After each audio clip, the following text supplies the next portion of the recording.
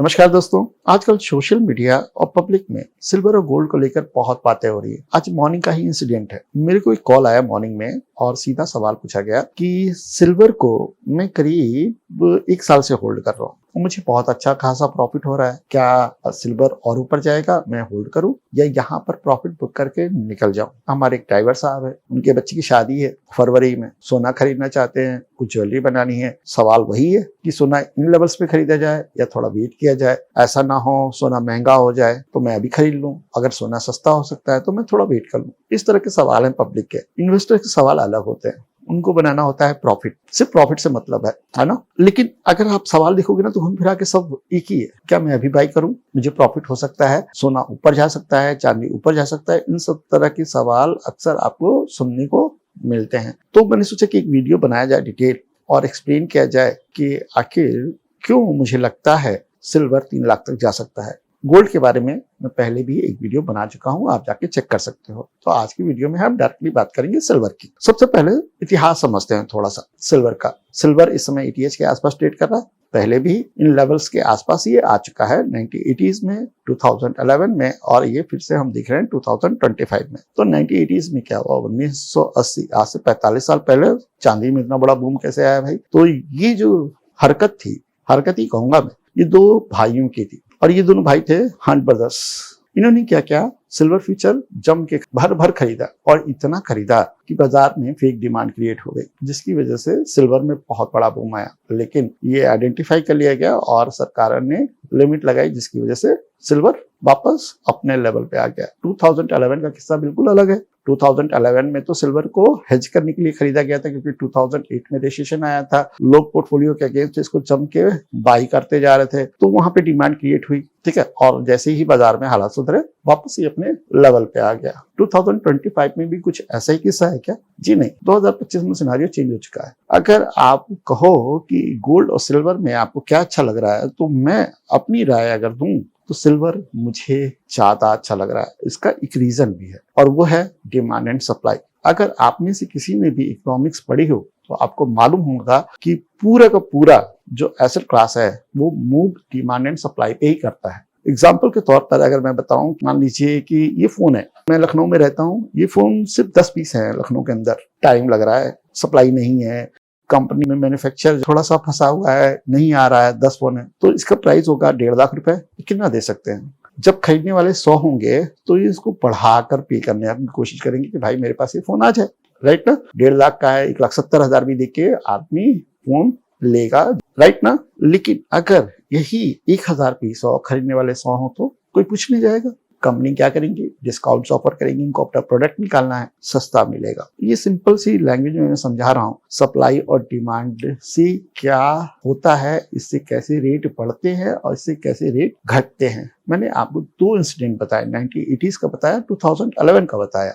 1980s के pump की भी कहानी सुनाई, 2011 के पंप की भी कहानी सुनाई, और 2025 में मैंने आपको डिमांड एंड सप्लाई का रूल समझाया। क्यों समझाया भाई? तो इसके पीछे वाकई में नेचुरल डिमांड है। कैसे? सोलर इंडस्ट्रीज में सिल्वर यूज हो रहा है, EV इंडस्ट्रीज में सिल्वर यूज हो रहा है, AI सर्वर्स जो बनते हैं उसमें सिल्वर यूज हो रहा है। तो यहाँ पे तो इंडस्ट्रीज इन्वॉल्व हो गई और लोकल लोग तो सिल्वर को एज अ प्रीशियस मेटल खरीदते ही, तो डिमांड तो यहाँ पे बहुत ज्यादा है, ठीक है। आपको भी मालूम है कि AI का क्या रोल है फ्यूचर में, आपको ये भी मालूम है कि EV इंडस्ट्री किस तरीके से ग्रो कर रही है, आपको ये भी मालूम है कि आने वाले टाइम में जो इलेक्ट्रिसिटी है, पावर है, वो सोलर पे बहुत ज्यादा डिपेंड होने वाला है। तो ये तीनों ही ग्रोइंग इंडस्ट्रीज हैं जिनमें सिल्वर यूज किया जा रहा है, तो उसी हिसाब से सिल्वर की डिमांड भी बढ़ेगी। तो अभी जो सिल्वर आपको 1,52,000 के आसपास दिख रहा है, आने वाले समय में कोई बड़ी बात नहीं है कि 3 से 4 लाख रुपए के आसपास दिखेगा। इंडस्ट्रीज ग्रोथ जैसे जैसे करेंगी वैसे वैसे प्रोडक्ट्स में सिल्वर यूज होगा, सप्लाई चेन इंटरप्ट होगी। क्योंकि अगर आप बात करोगे तो सिल्वर है तो प्रीशियस मेटल ही, लिमिटेड मात्रा में ही है, सप्लाई तो सेम है, लेकिन डिमांड क्रिएट हो चुकी है। तो 2025 का जो केस है ना, वो बिल्कुल अलग है 1980 से 2011 से। तो आप सबसे पहले ये समझ लो कि ये जो बुल रन है ये कंटिन्यू रह सकता है। तो यहाँ पर अगर कोई करेक्शन देखा जाए तो यहाँ इन्वेस्टमेंट अभी भी बनता है। मेरा मानना है कि सिल्वर गोल्ड से ज्यादा मजबूत है। गोल्ड के पंप के पीछे अलग कहानी है, जियो पॉलिटिक्स है, गवर्नमेंट्स इन्वॉल्व है, गवर्नमेंट से स्टॉक कर रही हैं, जिसकी वजह से वो सोना बाई हो रहा है, सोना एक कॉर्नर जा रहा है। इस वजह से सोने का रेट ऊपर चला गया है। जिस दिन भी जियो पॉलिटिक्स स्टेबल होगा, सोना में करेक्शन आ सकता है। लेकिन सिल्वर की तो कहानी बिल्कुल अलग है। सिल्वर तो यहाँ पर इंडस्ट्रीज लेवल में इस्तेमाल होने लगा है, तो यहाँ पे तो डिमांड कंटिन्यू बनी ही रहेगी। और इसी वजह से मुझे लगता है कि सिल्वर आने वाले टाइम में बहुत अच्छे रिटर्न दे सकता है। तो करें क्या? देखिए, इस समय 1,52,000 के आसपास चल रहा है। अगर आपके पास पहले से है तो आप होल्ड कर सकते हैं।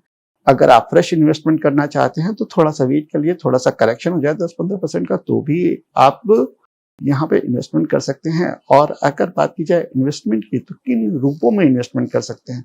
तो कई प्रोडक्ट्स हैं, सिल्वर 20 भी एक प्रोडक्ट है, ठीक है। फिजिकल भी आप सिल्वर खरीद सकते हो, और इसके अलावा भी ETFs मौजूद है बाजार में, जहां पर आप सिल्वर में इन्वेस्टमेंट कर सकते हो। तो ये मेरी छोटी सी एनालिसिस थी। आज क्वेश्चन पूछा गया तो मैंने सोचा कि आपके साथ शेयर कर दूं, और इसमें कोई टेक्निकल एनालिसिस मैं नहीं यूज कर रहा हूँ। रीजन ये है कि इस समय ये कंटिन्यू हायर हाइज मार रहा है, और इस जगह पर सिर्फ ब्रेकआउट्स आप ट्रेड कर सकते हो। जब तक एक पुल बैक नहीं आता, आप यहाँ पे वैल्यू इन्वेस्टमेंट नहीं कर सकते, ठीक है। तो अगर आपने होल्ड किया तो इसको रखे रहिए। अगर फ्रेश इन्वेस्टमेंट करना चाहते हैं तो थोड़ा सा वेट कर लीजिए, या अगर छोटा मोटा स्विंग करना चाहते हैं तो करिए, ठीक है। पहली चीज। दूसरी चीज ये कि सिल्वर को ही मैंने 73-75 रुपीज में बताया था। सिल्वर 20 की मैं बात कर रहा हूँ, और ईयर है 2023, जब इसमें बहुत अच्छा करेक्शन आया था, तब मैंने इसकी एनालिसिस की थी, और उस एनालिसिस को मैंने अपने ट्विटर पे शेयर किया था, आप जाके देख सकते हो। तो यहाँ पर